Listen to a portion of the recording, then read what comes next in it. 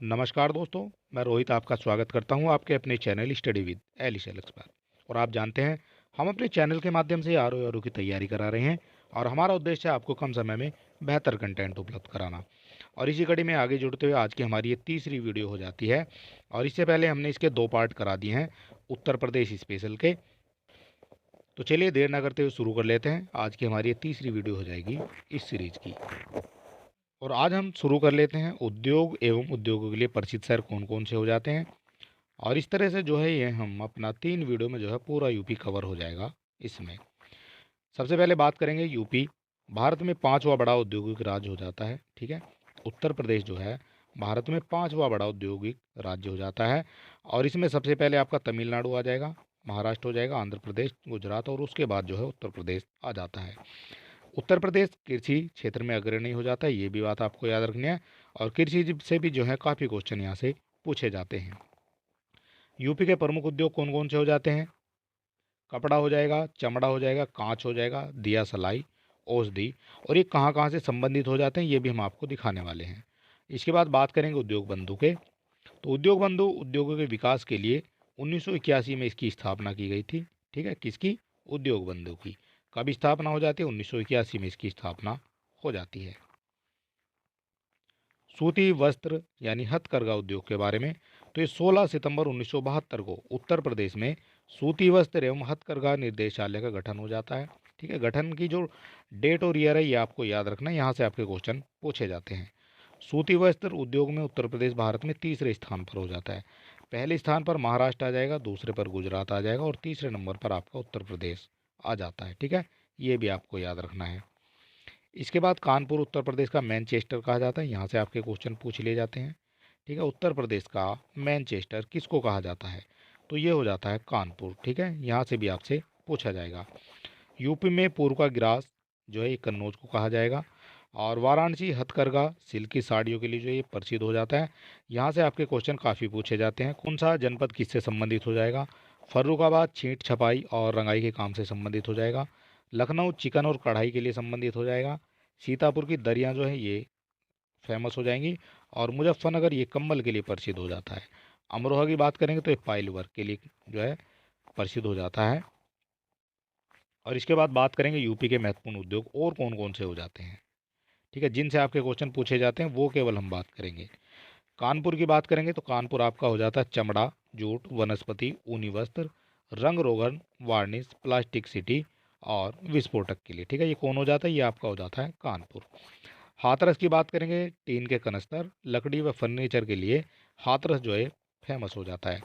कांच की बात करेंगे तो कांच में सबसे पहले फिरोजाबाद आ जाता है, बहजोई आ जाता है, और इसमें कांच की चूड़ियों के लिए फेमस हो जाता है। और कौन कौन से हो जाते हैं? तो एक आपका चीनी मिट्टी के बर्तनों के लिए खुर्जा और मिर्ज़ापुर हो जाता है। पीतल की वस्तुओं के लिए मुरादाबाद हो जाता है। ताले आपके अलीगढ़ के हो जाते हैं। और दवा जो है झांसी और लखनऊ की हो जाती है। सिगरेट उद्योग की बात करेंगे, ये हो जाता है सहारनपुर में। ठीक है, ये सारे आपके लिए इंपॉर्टेंट हो जाते हैं, यहाँ से आपके क्वेश्चन बनते हैं। और इलेक्ट्रॉनिक वस्तुएं जो हैं ये आपकी नोएडा में हो जाती हैं। और दिया सलाई ये आपका बरेली में हो जाता है। डीजल लोकोमोटिव वर्क ही आपका हो जाता है वाराणसी में। ठीक है, ये आपको याद रखना है। डीजल लोकोमोटिव वर्क ये वाराणसी में हो जाता है। इसके बाद आ जाएगा तेल शोधक संयंत्र, ये मथुरा में हो जाते हैं, जो मथुरा रिफाइनरी के नाम से जानी जाती है। और टेलीफोन इंडस्ट्री ये रायबरेली में हो जाती है। एल्यूमिनियम की बात करेंगे, ये आपका हो जाता है रेणुकूट से संबंधित। और उत्तर प्रदेश का ये जीके है जो सभी परीक्षाओं के लिए उपयोगी हो जाता है। सभी परीक्षाओं में इससे क्वेश्चन पूछे जाते हैं। यूपी का पहला सॉफ्टवेयर तकनीकी पार्क ये गौतम बुद्ध नगर नोएडा में हो जाता है। बायो तकनीकी पार्क ये लखनऊ में हो जाता है। और देश की तीसरी बड़ी रेल कोच फैक्ट्री ये भी आपकी रायबरेली में हो जाती है। इसकी तीसरी हो जाती है, इसलिए इम्पोर्टेंट भी हो जाती है। और इसके बाद बात करेंगे कुछ अन्य जो महत्वपूर्ण उद्योग हो जाते हैं वो कौन कौन से हो जाते हैं।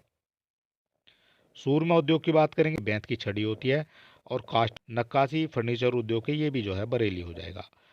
कागज और लुगदी उद्योग के लिए सहारनपुर जो है फेमस हो जाएगा। कैंची और खेल के सामान के लिए मेरठ हो जाएगा। चाकू उद्योग ये रामपुर में हो जाता है। प्लाईवुड की बात करेंगे ये नजीबाबाद और बिजनौर में हो जाता है। और इसके बाद कालीन उद्योग की बात करेंगे तो ये हो जाएगा भदोही में। ठीक है, भदोही हो जाता है कालीन में। और भदोही की कालीन जो है अभी हाल फिलहाल में जो आपका बना है सेंट्रल विस्टा, ठीक है, जो हमारा संसद बना है नया, उसमें जो है भदोही से ही कालीन मंगाई गई हैं। पीतल की मूर्तियों की बात करेंगे, मथुरा से हो जाता है। सॉफ्टवेयर उद्योग ये आपका नोएडा से हो जाता है। इत्र उद्योग ये आपका हो जाता है कन्नौज से। गाड़ी टायर व रबड़ उद्योग ये मोदी नगर से हो जाएगा। मार्बल उद्योग की बात करेंगे, ये आगरा में हो जाएगा। बीडी उद्योग हो जाता है मिर्ज़ापुर में। ठीक है, सारे आपके लिए इंपॉर्टेंट हो जाते हैं और इनसे आपके क्वेश्चन पूछे जाते हैं। यूरिया उर्वरक का जो कारखाना यानी इफ़को जो है ये आपका फूलपुर प्रयागराज में हो जाएगा। हिंदुस्तान एरोनॉटिक्स ये लखनऊ में हो जाता है। ठीक है, लखनऊ और कानपुर में हो जाएगा Hindustan aeronautics. Bharat heavy electro Bharat heavy electricals limited यानी भेल जो इसको कहा जाता है, ये झांसी, वाराणसी, जगदीशपुर और अमेठी में हो जाएगा। इसके बाद बात कर लेते हैं कुछ इंपॉर्टेंट आपकी जलवायु, झील, बांध और वन्यजीव अभ्यारण्यों से। यूपी की जलवायु समशीतोष्ण और उष्ण कटिबंधीय मानसूनी हो जाती है, ये आपसे पूछा जाता है। यूपी में सर्वाधिक वर्षा वाला स्थान ये गोरखपुर हो जाता है। सबसे कम वर्षा वाला स्थान हो जाता है मथुरा। ठीक है, मथुरा हो जाता है सबसे कम वर्षा वाला स्थान। और सर्वाधिक वर्षा वाला जो क्षेत्र तराई क्षेत्र हो जाएगा, जिसमें सर्वाधिक वर्षा हो जाती है। और यूपी में सबसे कम वर्षा वाला ये आपका हो जाता है पश्चिमी मैदानी क्षेत्र। और भारत में 9 कृषि जलवायु क्षेत्र हो जाते हैं, यहाँ से भी आपके क्वेश्चन पूछे जाते हैं। कितने जलवायु क्षेत्र हो जाते हैं उत्तर प्रदेश में? यूपी में मानसूनी बारिश पूर्व से पश्चिम की ओर घटती है। ठीक है, ये भी आपको याद रखना है, पूर्व से पश्चिम की ओर ये घटती चली जाती है। इसके बाद कुछ बांध आ जाते हैं जहाँ से आपके क्वेश्चन पूछे जाते हैं। और सबसे पहले हम बात करेंगे जो आपका होता है माता टीला बांध। माता टीला बांध से आपकी परीक्षा में क्वेश्चन पूछे जाते हैं। माता टीला बांध हो जाएगा बेतवा नदी पर, ये झांसी जिले में हो जाएगा। रिहंद बांध हो जाता है, ये दूसरा ऊंचा बांध हो जाता है और ये भी आपका रिहंद नदी पर हो जाता है सोनभद्र जिले में। रामगंगा बांध की बात करेंगे तो ये आपका रामगंगा नदी पर हो जाएगा और ये बिजनौर में हो जाता है। इसके बाद सरयू बांध की बात करेंगे, आपका सरयू सरयू बांध ये आपका सरयू नदी पर हो जाता है और ये बहराइच में हो जाता है। पथराई बांध की बात करेंगे, पथराई नदी पर हो जाएगा और ये ललितपुर जिले में हो जाता है। बाणसागर हो जाएगा सोन नदी पर और ये हो जाता है शहडोल एमपी में। और इसके बाद अर्जुन बांध की बात करेंगे, ये अर्जुन नदी पर हो जाएगा, ये हो जाएगा महोबा में।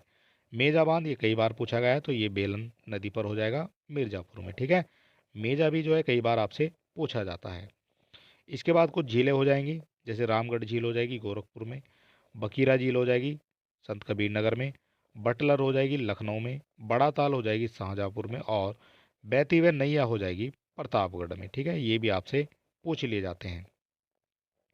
कठियामा ताल की बात करेंगे, आगरा में हो जाएगी। गोविंद वल्लभ पंत सागर ये आपकी हो जाती है सोनभद्र में। ठीक है, और ये कृत्रिम झील हो जाती है रिहंद नदी पर। अवैधी ताल ये आपका वाराणसी में हो जाएगा।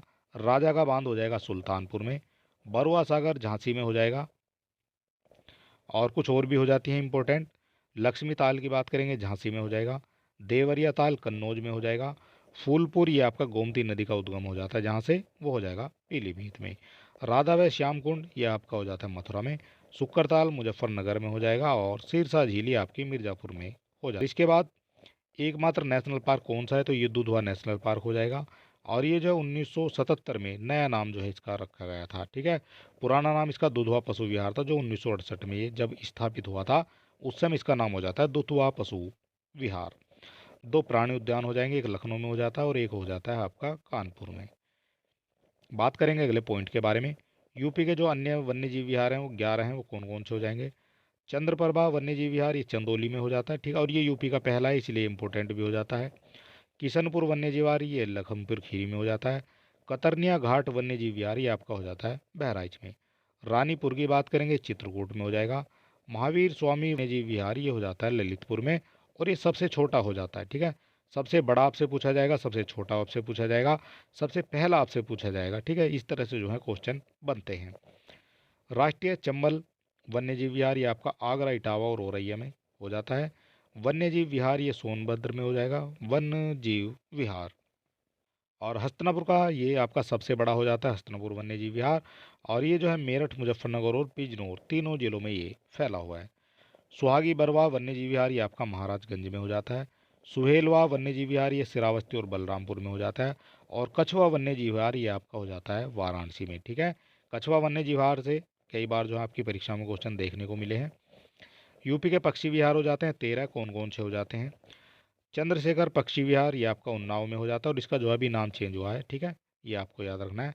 समसपुर पक्षी विहार ये रायबरेली में हो जाता है। लाख बेहोशी ये कन्नौज में हो जाएगा। सांडी पक्षी विहार ये हरदोई में हो जाता है। बखीरा की बात करेंगे, ये आपका हो जाता है संत कबीर नगर में। ओखला ये गौतम बुद्ध नगर ये नोएडा में हो जाता है। सामंत पक्षी विहार ये मैनपुरी में हो जाएगा। और पार्वती अरगा ये आपका हो जाता है गोंडा जिले में, ठीक है। ये सारे जो हैं आपके लिए इंपॉर्टेंट हो जाते हैं। विजय सागर की बात करेंगे, ये महोबा में हो जाएगा। पटना एटा में हो जाएगा।